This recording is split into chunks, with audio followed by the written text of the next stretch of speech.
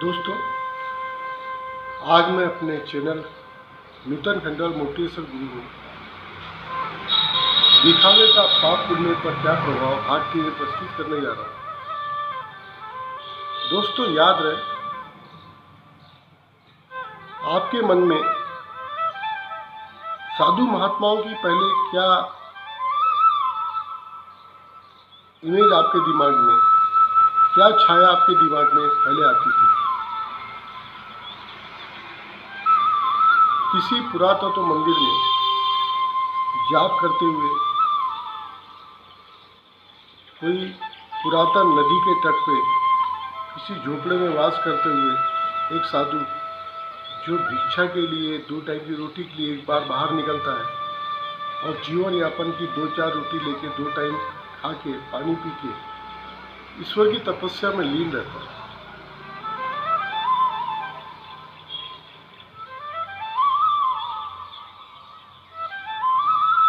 दोस्तों, उस समय आपको जो उनकी छाया नजर आती है,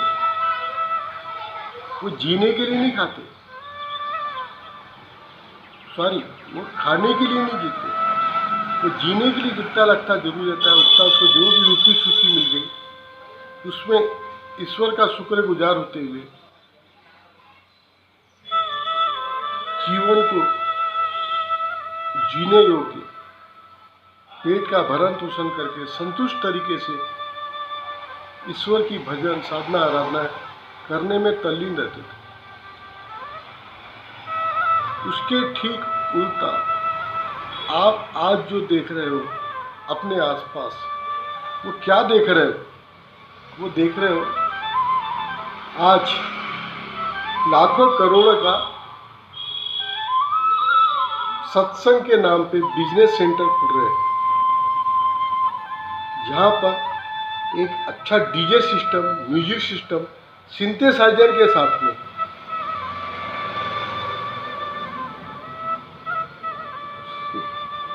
मुकेश, मोहम्मद रफ़ी, लता मंगेशकर, आशा मंगेशकर, अनुराधा पौडवाल, इनके गानों की डबिंग तौर पे भोंडे तरीके से भजन गाए जा रहे हैं और उसी तरह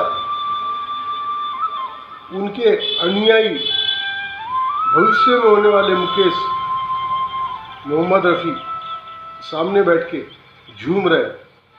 दोस्तों, कहीं पर भी इस बीच में कहीं कोई किसी तरह से भी भक्तिभाव कहीं कुछ नहीं है, सिर्फ और सिर्फ एक महज एक दिखावे का ढकोसला है।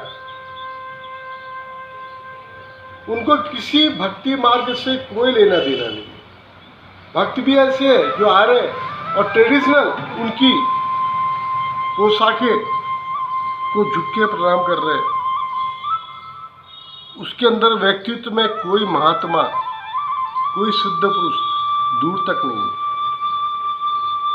2-4 घंटे के लिए एक मेकअप लगा के, एक गेहुआ, हरा, सफ़ेद, पीला, जो भी उनका धर्म का अथॉराइज ड्रेस है, वो पहन के वो सामने आके आपके सामने बैठ जाते हैं, एक गद्दी पे आसीन हो जाते हैं और जहाँ पर भक्त 2 मिनट को जाके ढोक लगा के अपने आप को धन्य समझता है। अरे साहब, जो खुद कहीं नहीं पहुँचा वो दूसरे को क्या पहुँचा देगा? दूर तक संभव नहीं है। उसको खुद की 2 पैसे की कहीं से भी प्राप्ति नहीं है। महज एक सामने कटोरा रखे जिसमें आपसे रुपए डॉलर का जो भी है दान करवाना और जिस बिल्डिंग के अंदर आप जा रहे हो उसको और अच्छे आलीशान तरीके से चक-धक तरीके से सजाना, ताकि आपके समान बेवकूफ़ लोग आते रहे और वहाँ आके उनको ऐसा लगे कि वो आके वहाँ पर ईश्वर की कुछ सेवा कर दी है। ऐसी तुष्टि लेकर आए और तुष्टि लेकर जाए। इसी तरह के लोगों का एक भीड़ भाड़ का एक महज दिखावे का एक सेंटर आए दिन बनते चले जा रहे हैं। वहाँ रहते भी कौन है? वहाँ जो चूल्हे में जो बैठे रहते हैं, बोलते हैं साहब फलाना जो था उनकी सेवा करने वाला ये है। वो रहता कुछ नहीं है, यूपी बिहार का एक बकरी चराने वाला गरड़िया, जिसको पास कोई जमीन जायदाद नहीं, वहाँ से निकलते हैं, एक आके मंदिर में आके करते हैं, वहाँ पहले 1000-2000 की तनख्वाह लेते हैं, झाड़ू मारते हैं, और वहीं का सीनियर जो सो कॉल्ड महंत कहलाने वाला, उसके अंदर सेवा करते हैं। फिर एक आध रात को वो वहाँ का जो महंत है वो गुजर जाता है, और उसके बाद फिर देखा जाता है कि स्थान का पुराना सेवाधारी कौन है। ये बात पुराने मंदिर के भी लागू है, और आज के दिखावे वाले नए प्रोफेसर बड़े बड़े जो सत्संग हाल खोल रहे हैं, वहाँ पर भी यही हाल है। वहाँ थोड़ी राजनीति बड़ी होती है, वहाँ जिसकी अप्रोच होती है, जो भक्तों के समूह में चाय पानी नाश्ता करके उनके घरों में जाके अपना बोलबाला बनाता है, तो अगले पुराने बुढ़े बुढ़ी सो कॉल्ड डियर गुरु के गुजरने के बाद उसको उसके जो वोट बैंक के बने हुए अनुयायी है वो उसको प्रपोज करते हैं, और फिर उसके जगह माइक्रोफोन दूंगा और वो सिंथेसाइजर लेके वहाँ मुकेश मोहम्मद रफ़ी या लता मंगेशकर, आशा मंगेशकर होंगे, वो बैठ जाते हैं।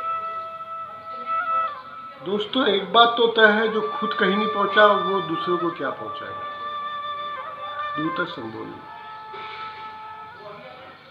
दोस्तों कहावत है, बुद्धिहीन नर मुझे पावत नहीं। सबसे पहले जरूरी है इंसान में बुद्धि होना, उसके बाद उसको ये समझ में आना जरूरी है कि उसका जो जन्म हुआ है सिर्फ और सिर्फ ईश्वर की प्राप्ति के लिए हुआ है, और ईश्वर की प्राप्ति करने के लिए उसको कोई योग्य गुरु, दिखावा रहित, जिसको खुद ईश्वर के तरफ एकांकी मार्ग में अपनी अंतरिम यात्रा अध्यात्म के तरफ बहुत गंभीरता से जिसने चली होंगी, वही आपको इस मार्ग में डाल पाएंगे। अन्यथा दोस्तों कहीं दूर तक संभव नहीं है। आज आपको 75% लोग इसी टाइप के मिलेंगे, जो छोटे गांव में स्टेशन के सामने चिल्लाते हैं, समोसा कचौड़ी 10 रुपये 15 रुपये प्लेट, 20 रुपये प्लेट, आइए हमारे यहाँ खाइए, एक बार मौका दीजिए। नहीं सर, अच्छे क्वालिटी का होटल वाला क्यों इस तरह से पोंगे लगा के इस टाइप से चिल्लाएगा? उसको भीड़ की जरूरत क्या है? तो उसको कुछ क्वालिटी के लोग यदि उसके पास जुड़ते चले गए तो ऑटोमेटिकली जब वो कहीं पहुंचेंगे, तो उसको बाकी लोग अपने आप ही समझ जाएंगे कि यह स्थान में क्या गहराई है, और किस तरह से यहाँ पर लोग पहुँचने के बाद ऊपर वाले से कैसे जुड़ते चले जाते हैं। दोस्तों मेरा कहने का तात्पर्य यही है, दिखावा आपको कहीं कुछ नहीं पहुंचाएगा।